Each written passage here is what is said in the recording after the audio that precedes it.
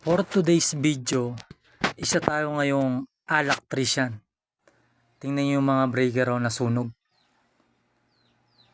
Muntik nang nasunugan yung bahay ng ating customer dahil sa defective na breaker.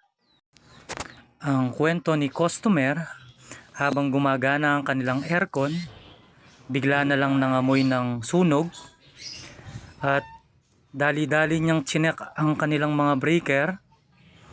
Pagkatapos, in-off niya yung main breaker.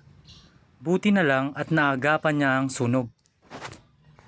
As per checking, yung mga existing na circuit breaker na nasunog ay medyo may kalumaan na ito at binahayan na ng mga langgam. At kwento rin ni customer, nababasa daw tong mga breaker na to dahil may butas sa kanilang bubong. Magsilbing aral sana ito sa iba at ipasuri sa mga certified na electrician ang inyong mga wiring para maiwasan ng ganitong mga pangyayari.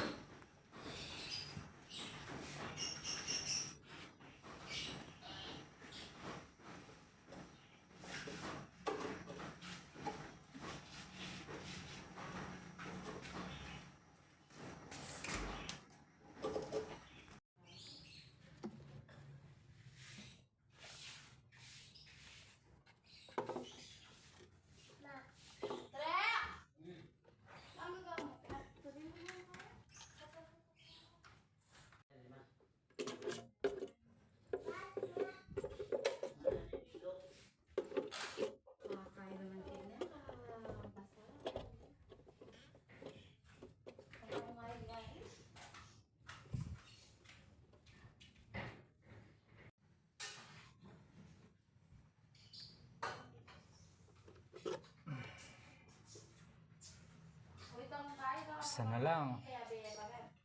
Yung main breaker na lang matapos na.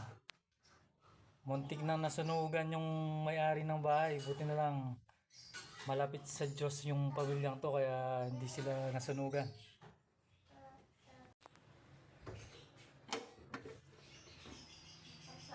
Ito yung breaker, ito yung aircon, ito yung sulod.